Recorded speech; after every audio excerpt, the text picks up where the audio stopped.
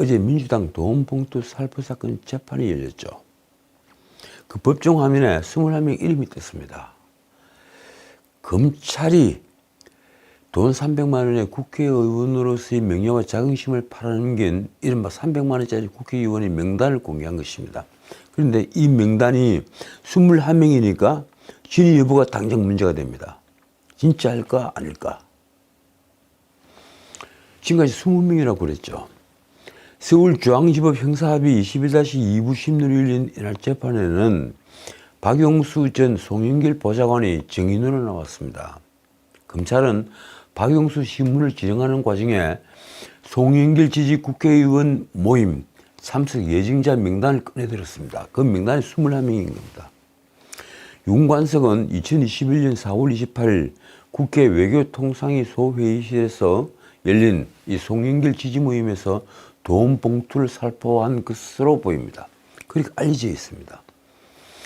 그 지지 모임에 참석한 사람들 명단은 이렇습니다. 김남국, 김병욱, 김성남, 김성문, 김영호, 그리고 김희재, 민병덕, 박승준, 박영순, 박정, 백혜련, 안호영, 윤관석, 윤재갑, 이승만, 이용빈, 임종성, 전용기, 한준호, 허종식, 황운하. 자, 이 명단에 어느 분이 진짜일까요? 그런데 검찰은 이 명단을 쫙 밝혀놓고 정인에게 그 진위 여부를 물은 겁니다. 그래서 이 명단은 불확실해 보입니다. 검찰이 법정 화면에 21명 이름을 띄운데 박용수에게 자, 저분들이 참석했던 것은 맞느냐 이렇게 물었을 때 박용수가 이렇게 대답을 했습니다. 제 기억에 없는 분도 있다. 박정은 회의 장소에서 본 기억이 없다. 김남국도 기억이 가물하다. 그렇다면 어쩌자고 검찰이 이 불확실한 명단을 공개한 걸까요? 공천을 결정할 때도 지금 머지않았는데 말입니다. 박용수는 또 2021년 4월 28일 당일 모임 참석 의원도 기억나지 않는다고 했습니다. 이건 제가 보기엔 좀 오리발로 보입니다. 당일 모임 전후로 윤관석이 의원들에게 돈 봉투를 살포하는 장면을 목격한 적이 있느냐 이런 물음에도 없다 이렇게 선을 쫙 그었습니다. 검찰은 지난 8월 윤관석의 영장실질심사에서도 돈 봉투 수수 의혹 19명의 국회의원들이 이름을 거론했죠. 그러자 민주당과 송영길 측에서는 회의 참석자 명단이 아니라 송영길 지지의원 명단이라며 역시 선을 그었습니다. 돈 받은 사람 명단이 아니라 송영길 지지의원 명단이다. 이들이 실제로 돈 봉투를 수수했는지 알 수 없다는 주장입니다. 전용기는 이렇게 반발했습니다. 송영길을 지지했다는 이유만으로 의원들을 한데 묶어서 돈 봉투 수수 혐의자로 낙인 찍고 했다. 이날 검찰은 송영길 보고 여부를 두고 박용수와 또 논쟁을 벌였습니다. 검찰이 사업가 김모로부터 5천만 원을 받은 뒤에 돈 봉투를 전달한 사실을 송영길에게 사전사부에 보고했냐고 물었지만 박용수는 보고하지 않았다며 이렇게 이유를 댔습니다. 업무가 과중하게 부담이 됐다. 송영길 후보 또한 지방 일정과 각종 언론 인터뷰 등 개인 일정들이 바쁘게 돌아가는 상황이라서 보고할 경황이 없었다. 자, 그러자 검찰은 송영길이 지시나 지침 없이 캠프의 비공식 자금을 사용할 수 있느냐 이렇게 다시 물었습니다.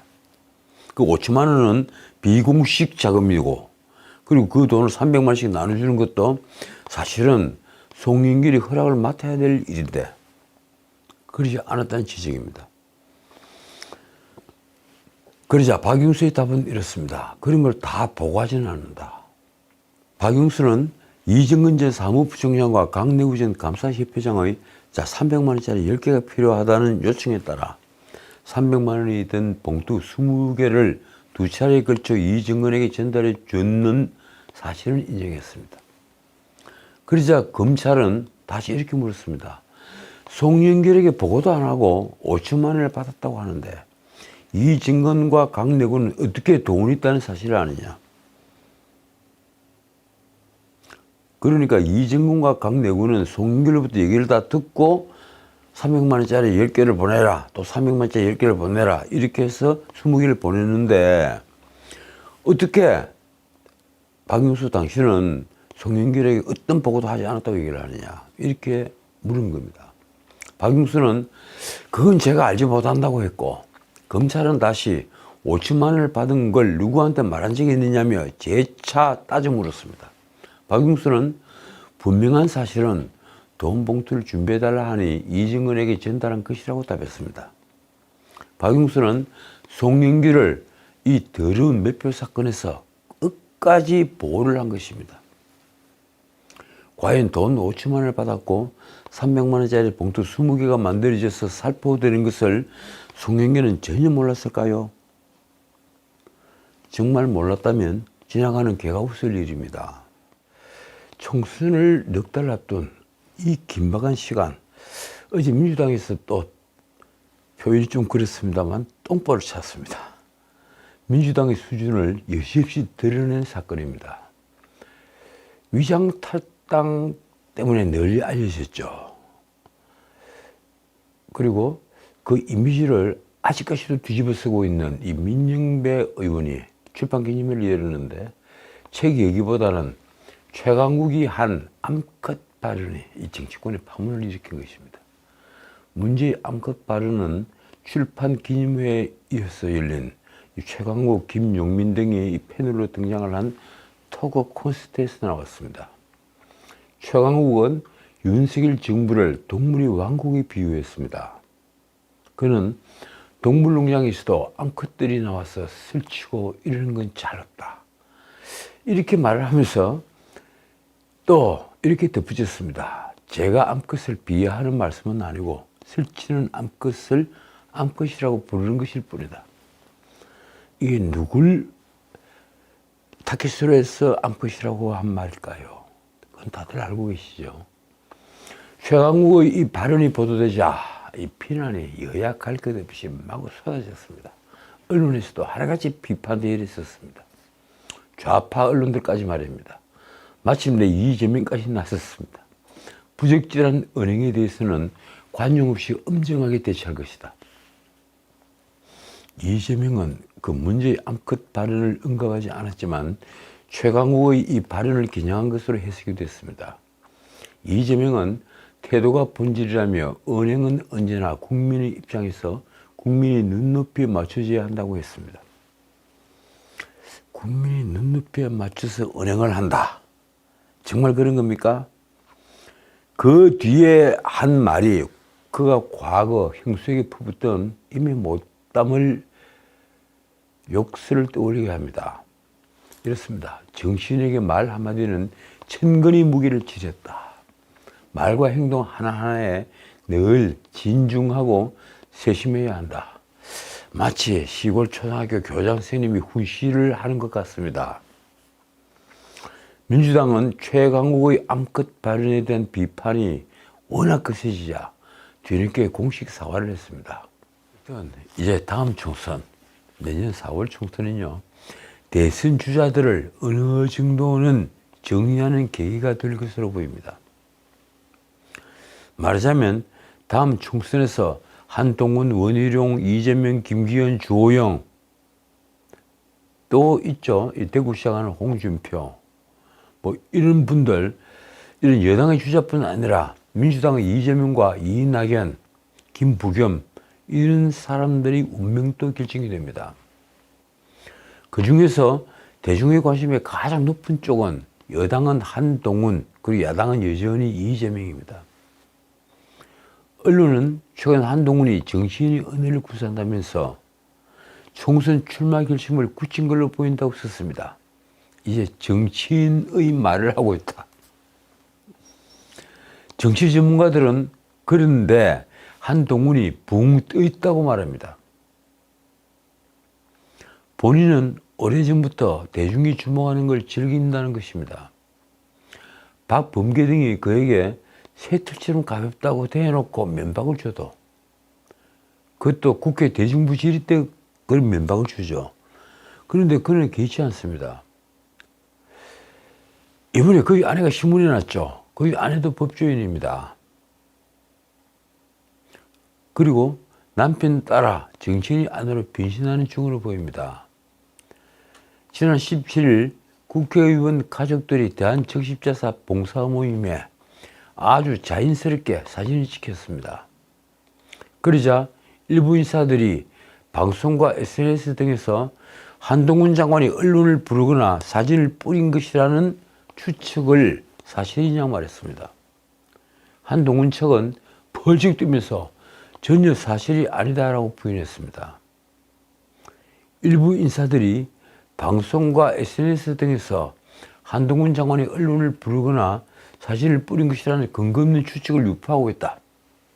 전혀 사실이 아니다. 실제 정기적으로 역대 정부 국무위원들 배우자들은 통상적으로 봉사활동 행사를 한다고 합니다. 그 사실을 언론에서 자발적으로 보도한 것일 뿐 한동훈 장관 측에서 사진을 제공한 사실이 없다는 것입니다. 여러분들이 신문에 나온 사진을 쭉 한번 살펴보십시오. 과연 여러분들은 어떻게 판단하는 겁니까? 재밌는 것은 이준석이 방송에서 한 말입니다. 왜 모든 언론이 주목해서 진은정 변호사의 사진을 찍어냈을까? 진 변호사도 그걸 예상한 듯 굉장히 준비한 모습이었다. 그러면서 이준석은 이렇게 덧붙였습니다. 알고 봤더니 한동훈은 천직이 검사가 아니라 정치인이었을 수도 있다. 쉽게 말해서 이준석이 보기에 이제 한동훈은 완전히 정치인으로 행동을 하고 있다. 이 얘기입니다. 자, 그런데 한동훈은 왜 내년 총선에 뛰어들려는 걸까요? 그는 왜 위험한 승부를 하려는 걸까요? 대권을 노린다 하더라도 더 안전한 길이 있는데 말입니다. 한동훈의 총선 등판이 확 실시되면서 그 연이은 현장 방문이 지금 주목받고 있습니다. 온라인에서는 그가 방문한 곳을 지도에 표기를 한 한동훈 얼굴을 갖다 오려붙이는 노트군요. 동문여 지도, 이 대통령 지도를 흉내내는 이름입니다. 동문여 지도까지 만들어질 정도입니다. 그만큼 한동훈은 지금 인기인입니다.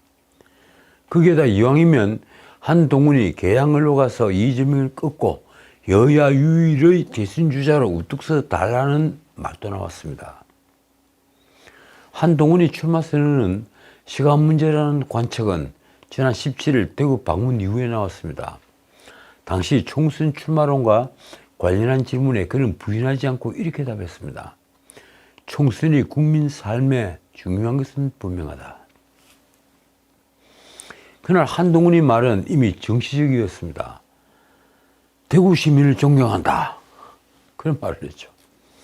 시민을 존경한다. 이렇게 말을 한 것이 그것인데 그런 말은 정책 현장 방문을 하는 장관이라기보다 출마를 앞둔 정치인의 발언이기 때문입니다.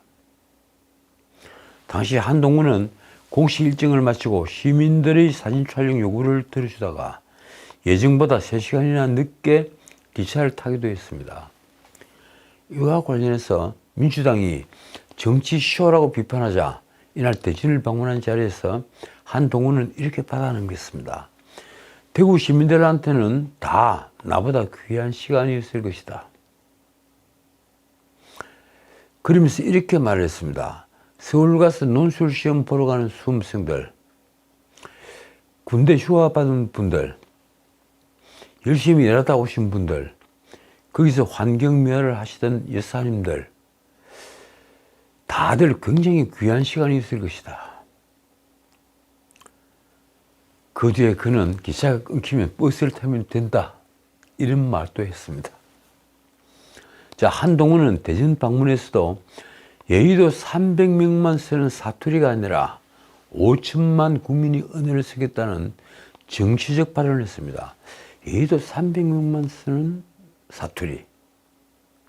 이 본인의 화법이 여의도 문법과 다르다는 평가에 대해서 한 말입니다. 여의도에서 일하는 국회의원 300명만 쓰는 고유의 어떤 화법이나 문법이 있다면 그것은 여의도 문법이라기보다는 여의도 사투리라고 해야 한다는 뜻입니다. 재미있는 것은 한동훈이 말도 점점 날이 서고 있다는 것입니다. 날이 뾰족뾰족하게 서 있다. 그는 이정석 검사 등 검사 탄핵을 주도하는 이재명과 그리고 자신에게 어린 놈이라고 한 송영길이 폭언, 그 송영길이 출판기념회에서 어린 놈이라고 말을 했죠. 그 송영길을 향해서 날선 발언을 참지 않았습니다. 한동훈이 이재명에 대해서 한 말이 이랬습니다. 고위공직자가 법카로 일제 샴푸를 사고 소고기 초밥을 사 먹은 게 탄핵 사유다. 그러니까 이정석 검사를 향한 이 탄핵 사유, 이건 말이 되지 않는다. 그런데 경기도지사가 경기도 법인카드로 소고기를 사 먹었다면 그 탄핵 사유다. 이 얘기를 하는 겁니다. 그 뒤에 송영길을 향해서 비수를 날렸습니다. 송영길 같은 일부 운동권 정치인들은 겉으로 깨끗한 척하면서 NHK에 다니고 재벌 뒷돈을 받을 때 나는 어떤 정권에서든 재벌과 사회적 강자에 대한 수사를 엄정히 했다. NHK는 일본 방송국이 아닙니다. 송영길은 2000년 5.18 광주 민주화운동 기념식 전날 광주에 있는 새천년 NHK라는 간판이 있는 그 룸사롱에서 여성 접대부와 술자리를 가져서 논란이 일었습니다.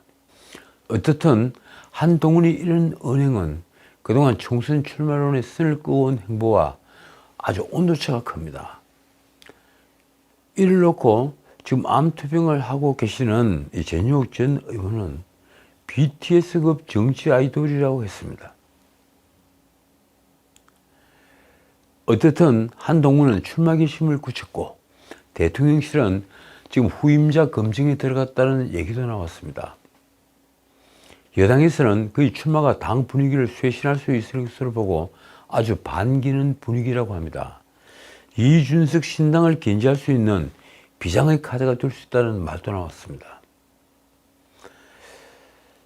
당장 그의 활용도에 대한 의견도 여기저기서 나왔습니다. 이 종로에 나가 수도권 바람물을 해야 한다.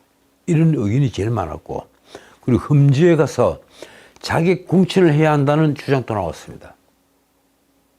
예컨대 정청래와 붙여야 된다. 뭐 이런 식이죠. 그리고 이재명과 붙여야 된다. 이런 얘기입니다. 여기에 비례대표에 배치하고 선대위원장 같은 직책을 맡겨서 총선을 이끌도록 하는 방안도 거론됩니다. 과연 한동훈은 선거 승리의 원동력이 될 수 있을까요? 저는 그럴 가능성은 굉장히 높지만 본인에게는 아주 나쁜 결정이라고 생각합니다. 왜 그런지 아십니까? 초선 의원으로 정당에 몸을 담는 것은 허벌판에 맨몸으로 서 있는 것과 다름없기 때문입니다. 인요한 혁신위원장의 대통령은 나라님 발언이 지금 묘한 파장을 일으키고 있습니다. 민주당 대변인 한민수는 21일 대통령은 나라님이라고 발언한 인요한을 향해 윤석열 대통령의 아바타임을 고백했다. 이렇게 평가했습니다. 인요한 위원장은 대통령은 나라님, 상투 잡으라는 건가라고 밝히며 여당과 대통령의 수직적 관계를 재심립하라는 국민의 명령을 일축했다.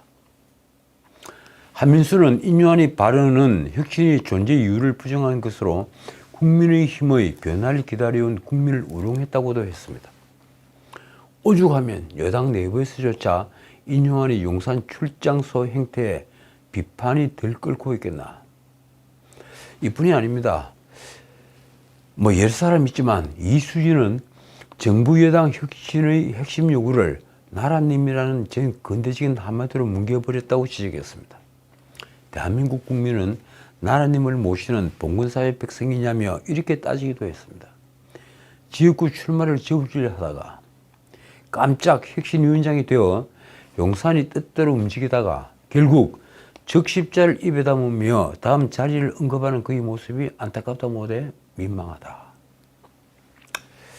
글쎄요, 저도 이 나라님 말씀은 좀 고개를 갸우뚱거리게 만듭니다.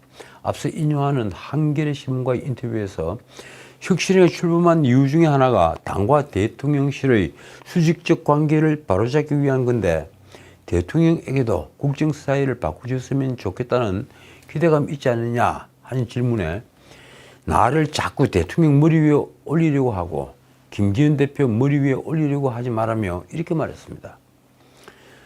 대통령은 나라입니다. 당대표는 거의 그 다음으로 중요할 것이다. 그 사람들 머리 위에 올라가서 이래라 저래라 상투를 잡으라는 건가? 순간 이 민주당은 한 건 잡았다고 생각했을 겁니다. 대통령을 나라님이라고 했으니 말입니다. 참 기가 막힙니다. 이러니 인수위에 대한 말들은 쏟아지고 있습니다. 혁신위가 혁신이 대상이라는 말까지 나왔습니다. 그런 지도 오래됐습니다. 이 김경진이 혁신이 조기 해체세를 내놨을 때만 하더라도 애교처럼 들리는데 이제 정반대가 됐습니다. 인수위가 아무리 실직도 내지 못하고 당만 더 어렵게 만들고 있다는 평가들이 많은 겁니다. 혁신안 1, 2, 3, 4, 5 계속 냈지만 1호안만 받아들여졌습니다. 이준석 3인은 말입니다.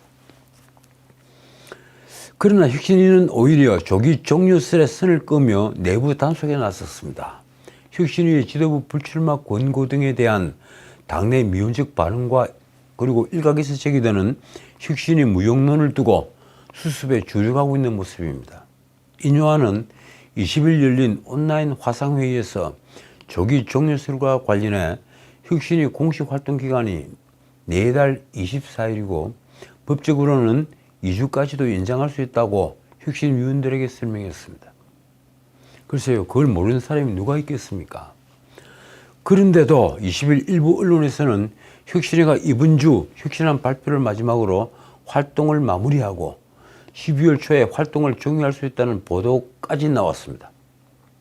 그러나 대다수 혁신위원들 사이에서 조기 해체에 대해 크게 논의된 바가 없다며 부인을 합니다. 한 혁신위원은 당 대표도 공천관리위원회에서 혁신안을 적극적으로 수용할 수 있다고 밝힌 만큼 혁신위에서도 계속해서 목소리를 낼 것이라고 했습니다. 그런데 아직 공관위는 구성되지도 않았는데 누가 혁신안 적극 수용을 말을 한다는 겁니까? 어쨌든 이제 혁신위가 더 내놓을 아이디어도 없어 보입니다. 기본적으로 당의 정체성을 발휘하는 일을 벌이기에는 인요한부터 혁신위원들 자체가 혁신위원들 전부 다가 정체성이 뚜렷하지 않은 것이 문제입니다. 그렇지 않습니까? 그러니 기껏해야 중진들 흠집 출마 요구를 하면서 당을 흔든 것밖에 없게 된 것입니다. 게다가 개헌 사항까지 혁신안으로 내놓고 실제 인요한은 민주당 강기정을 만나면서 헌법 전문을 개정하는 것까지 협의했으니 혁신위가 뭘 하는지조차 몰랐다는 비판을 감수해야 할 판입니다. 인요한이 비대위원장도 당대표도 아닌데 말입니다. 도대체 이런 혁신위를 만들자는 아이디어를 낸 사람은 누구일까요? 제가 보기엔 그가 역적입니다. 당장 험지 출마 또는 불출마를 요구받은 중진들은 이제 용퇴시킬 명분마저 잃었습니다. 그들에게 소중한 것은 명예이며 그것은 명분을 바탕으로 합니다. 그들 모두가 집권 여당의 자산이라는 걸 왜 모르는 걸까요?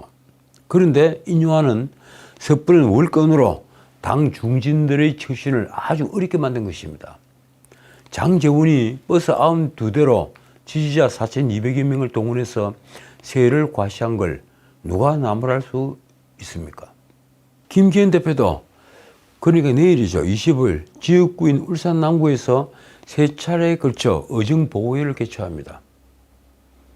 의정보고회를 총선 전에 개최하는 것은 무엇입니까? 출마를 하기 위해서입니다.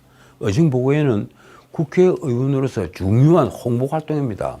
그러니 혁신이 뜻대로 불출마는커녕 출마 의지를 더욱 굳힌 것이라는 분석까지 나왔습니다. 지도부는 당장 혁신위의 혁신안들을 1월경에 출범할 공천관리위원회 등으로 넘겨 논의하겠다고 합니다. 그러나 어느 공관위원장이 혁신위의 이 말도 안 되는 혁신안에 매여서 공천을 망치고 싶어 하겠습니까? 다만 총선기획단은 3차 회의를 마친 뒤에 기자들에게 이렇게 말했습니다. 현역 국회의원 하위 20%를 공천에서 배제하는 혁신의 제한을 넘어서는 엄격한 국회의원 평가 방식을 의결했다. 더 기가 막힌 것은 아직 선거법도 결론나지 않았는데, 비례대표 위성 정당이 가능한지도 지금 결론이 나지 않았는데, 혁신위가 5 혁신안으로 과학기술인의 공천 확대를 내놓은 것입니다. 과학계 출신을 비례대표 당선권 후보로 발탁을 하라, 이런 요구입니다. 인요안은 심지어 양양자 한국의 희망 대표를 만나서 통합 행보까지 선보였습니다. 혁신위원장이 당대표가 해야 할 일을 또 벌이고 있는 겁니다.